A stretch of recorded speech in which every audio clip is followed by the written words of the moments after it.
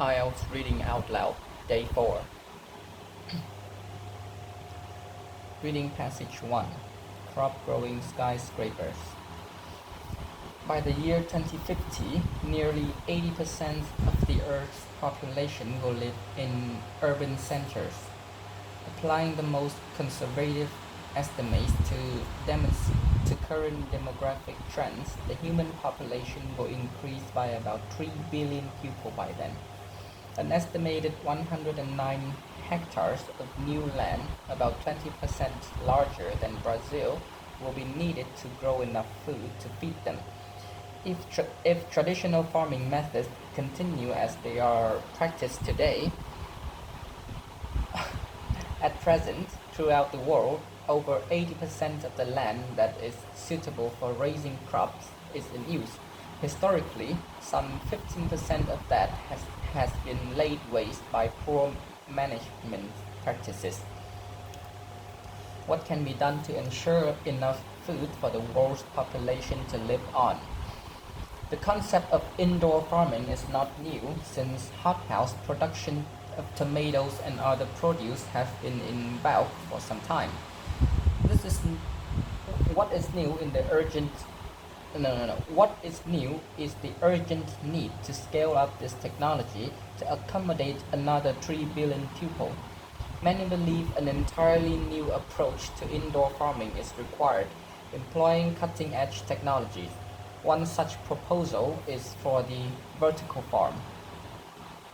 The concept of multi-story buildings in which food crops are grown in environmentally controlled conditions. Situated in the heart of urban centers, they would drastically reduce the amount of transportation required to bring food to consumers. Vertical farms would need to be efficient, cheap to construct, and be safe to operate. If successfully implemented,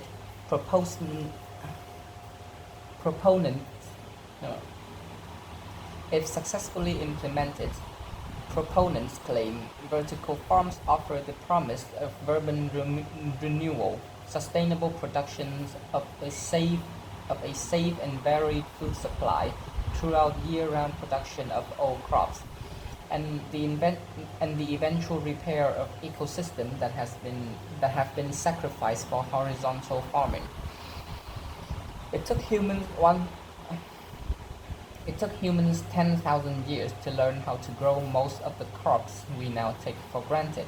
Along the way, we despoiled most of the land we worked, often during verdant, natural ecozones, into semi-arid deserts. Within that same time frame, we evolved into an urban species in which 60% of the human population now lives vertically in cities. This means that for the majority, we humans have shelters from the elements, yet we subject our food-bearing plants to the rigors of the great outdoors and can do no more than hope for a good weather year. However, more often than not now, due to a rapidly changing climate, that is not what happens. Massive floods, long droughts, hurricanes, and severe monsoons take their toll each year, destroying millions of tons of valuable crops. The supporters of vertical farming claim many potential advantages for the system. For instance, crops would be produced all year round, as they would be kept in artificially controlled, optimum growing condition.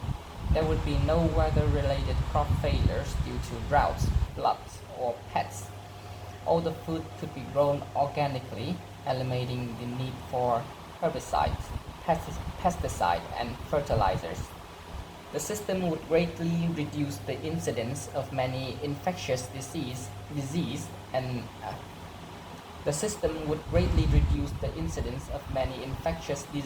that are acquired at the agricultural interface. Although the system would consume energy, it would return energy to the grid by a method by a methane generation from composing non-edible parts of plants. It would also dramatically reduce fossil fuel use by cutting out the need for tractors, plows, and shippings. A major A major drawback of vertical farming, however, is that the plants would require artificial lines. Without it, those plants nearest the windows would be exposed to more sunlight and grow more quickly, reducing the efficiency of the system. Single-story greenhouses have the benefit of natural overhead light. Even so, many still need artificial lining. A multi-storage facility with no natural overhead line would require far more. Generating enough line could be prohibitively expensive unless cheap renewable energy is available, and this appears to be rather a future aspiration than a likelihood for the near future. One variation on vertical farming that has been developed is to grow plants in stacked trays that move on rails. Moving the trays allows the plant to get enough sunlight. The system is already in operation and works well with a single-story greenhouse with line reaching it from above. It is not certain, however, that it can be made to work without that overhead natural line. Vertical farming is an attempt to address the undoubted problems that we face in producing enough food for a growing population. At the moment, though, more needs to be done to reduce the detrimental impact it would have on the environment, particularly as regards the use of energy. While it is possible that much of our food will be grown in skyscrapers in future, most experts currently believe that it is far more likely that we will simply use the space available on urban rooftops. Passage 2. The Falkirk Wheel. An unique engineering achievement. The Falkirk Wheel in Scotland is the world's first and only rotating boat lift. Opened in 2002, it is central to the ambitious 45 million Millennium Link project. No. Okay. Oh my god. The Falkirk Wheel in Scotland is the world's first and only rotating boat lift. Opened in 2002, it is central to the ambitious £84.5 million Millennium Link project to restore navigability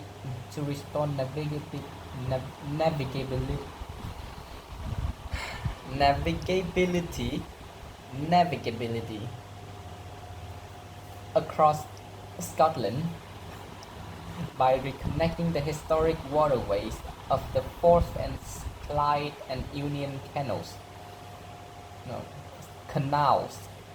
Okay. The Falkirk Wheel, an unique engineering achievement. The Falkirk Wheel in Scotland is the world's first and only rotating boat lift. Opened in 2002, it is central to the ambitious £84.5 million Millennium Link project to restore navigability across Scotland by reconnecting the historic waterways of the Forth and Clyde and Union canals. The major challenge of the project lays in the fact that the Forth and Clyde Canal is situated 35 meters below the level of the Union Canal. Historically, the two canals had been joined near the town of Falkirk by a sequence of 11 locks, enclosed section of canals in which the water level could be raised or lowered, that stepped down across a distance of 1.5 kilometers.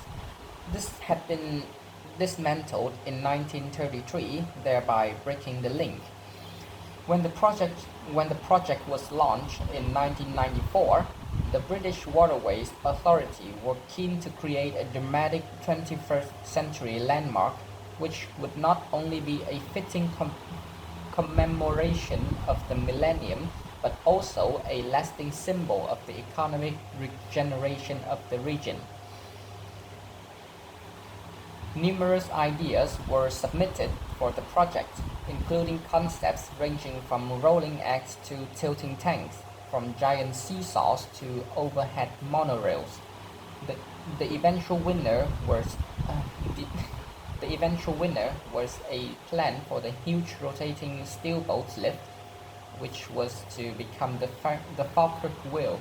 The unique shape of the structure is claimed to have been inspired by various sources, both man-made and natural, most notably a Celtic double-headed axe, but also the vast turning propeller of a ship, the ribcage of a whale, or the spine of a fish. The various parts of the Falkirk wheel were all constructed and assembled like one giant toy building set at Butterley Engineering Steelworks of Derbyshire, some 400 kilometers from Falkirk. A team there carefully assembled the 1,200 tons of steel, painstakingly fitting the pieces together to an accuracy of just 10 millimeters to ensure a perfect final fit.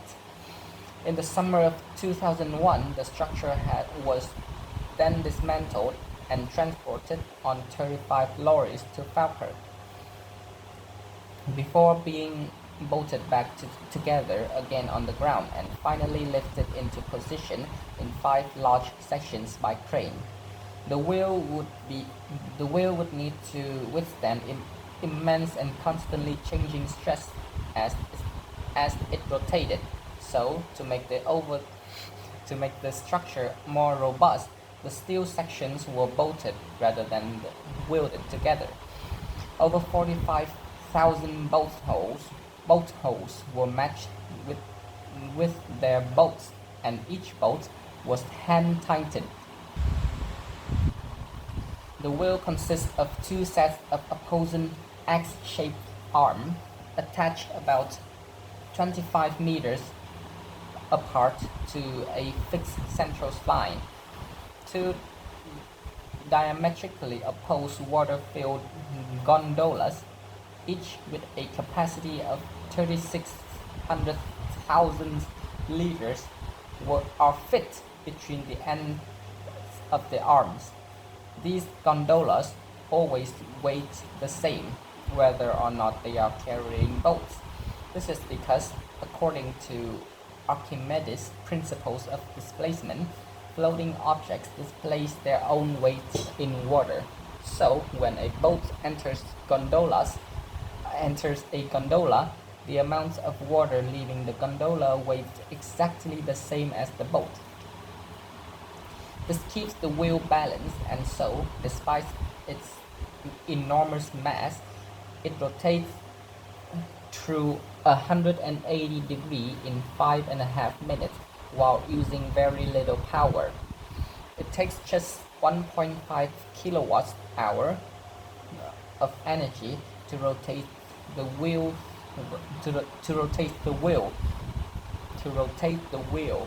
roughly the same as boiling 8 small domestic kettles of water.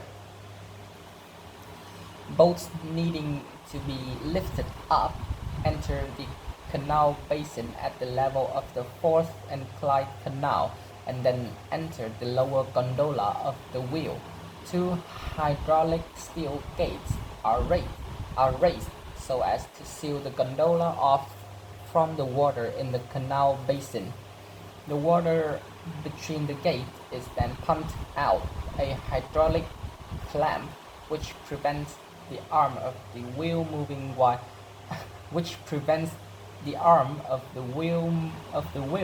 from moving while the gondola is removed, allowing the wheel to turn. in the center machine room, an array of 10 hydraulic motors then begins to rotate the central axle. Okay. The axle connects to the outer arms of the wheel, which begin to rotate at a speed of 1/8 of a revolution per minute. As the wheel rotates, the gondolas are kept in the upright position by a simple gearing system.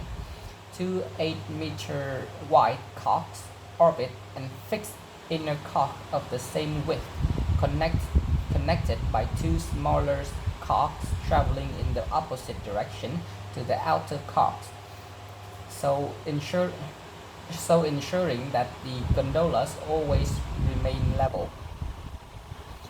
When the gondola reaches the top, the boat passes straight onto the aqueduct situated 24 meters above the canal basin. The remaining 11 meters of lifts needed to reach the Union Canal is achieved by means of a pair of locks. The wheel could not be constructed to elevate boats over the full 35-meter difference between the two canals, owing to the presence of the historically important Antonine Wall, which was built by the Romans in the 2nd century AD. Boats travel under this wall by a tunnel, then through the locks, and finally onto the Union Canal. Oh my god. Part 3. Reducing the effects of climate change. Mark Rowe reports on the increasingly ambitious geoengineering projects being explored by scientists. Such is our dependence on fossil fuels, and such is the volume of carbon dioxide already released into the atmosphere, that many experts agree that significant global warming is now inevitable. The belief that the best we can do is keep it at a reasonable level, and at present the only serious option for doing this is cutting back on our carbon emissions. But while a few countries are making major strides in this regard, the majority are having great difficulty even stemming the rate of increase, let alone reversing it. Consequently, an increasing number of scientists are beginning to explore the alternative of geoengineering, a term which generally refers to the intentional large-scale manipulation of the environment. According to its proponents, geoengineering is the equivalent of a backup generator. If Plan A, reducing our dependency on fossil fuels, fails, we require a Plan B, employing grand schemes to slow down or reverse the process of global warming. Geoengineering has been shown to work, at least on a small localized scale. For decades, May Day parades in Moscow have taken place under clear blue skies. Aircraft having deposits dry ice, silver iodide, and cement powder to disperse clouds. Many of the schemes now suggested look to do the opposite and reduce the amount of sunlight reaching the planet. The most eye-catching idea of all is suggested by Professor Roger Angel of the University of Arizona. His scheme would employ up to 16 trillion minutes of spacecrafts, each weighing about 1 gram, to form a transparent sunlight refracting sunshade in an orbit 1.5 million kilometers above the Earth. This could, argues Angel, reduce the amount of light reaching the Earth by 2%. Wow. The majority of geoengineering projects so far carried out, which include planting forests in deserts, and depositing iron in the ocean to stimulate the growth of algae have focused on achieving general cooling of the Earth, but some look specifically at reversing the melting at the poles, particularly in the Arctic. The reasoning is that if you replenish the ice sheets and frozen waters of the high latitudes, more light will be reflected back into space, so reducing the warmth of the oceans and atmosphere. The concept of releasing aerosol sprays into the stratos- stratosphere above the Arctic has been proposed by several scientists. This would involve using sulfur or hydrogen sulfide aerosol so that sulfur dioxide would form clouds, which would, in turn, lead to a global dimming. The idea is modeled on historic volcanic explosions, such as that of Mount Pinabuto in the Philippines in 1991, which led to a short-term cooling of global temperatures by 0.5 degrees C. Scientists have also scrutinized whether it's possible to preserve the ice sheet of Greenland with reinforced high-tension cables, preventing icebergs from moving into the sea. Meanwhile, in the Russian Arctic, geoengineering plans include the planting of millions of birch trees, huh? Whereas the region's native evergreen pines shade the snow and absorb radiation. Birches would shed their leaves in winter, thus enabling radiation to be reflected by the snow. Rerouting Russian rivers to increase cold water flow to ice-forming areas could also be used to slow down warming, say some climate scientists. I think this part is copy paste wrong, or this is kind of.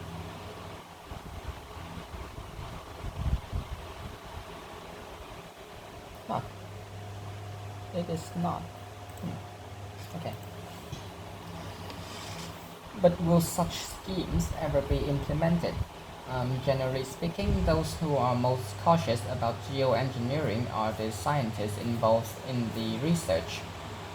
Angel says that his plan is no substitute for developing renewable energy, the only permanent solution, and Dr. Phil Rash of the US-based Pacific Northwest National Laboratory is equally guarded about the role of geoengineering. I think all of us agree that if we were to end geoengineering on a given day, then the planet would return to its pre-engineered condition very rapidly, and probably within 10 or 20 years. That's certainly something to worry about. The U.S. National Centers for Atmospheric Research has already suggested that the proposal to inject sulfur into the atmosphere might affect rainfall patterns across the tropics and the Southern Ocean. Geoengineering plans to inject stratospheric aerosol or to seed clouds would act to cool the planet and act to increase the extent of sea ice, says Rash, but all the models suggest some impact on the distribution of precipitation. A further risk with geoengineering projects is that you can overshoot, says Dr. Dan Hunt from the University of Bristol School of Geophysical Science, who has studied the likely impact of the sunshade and aerosol schemes on the climate.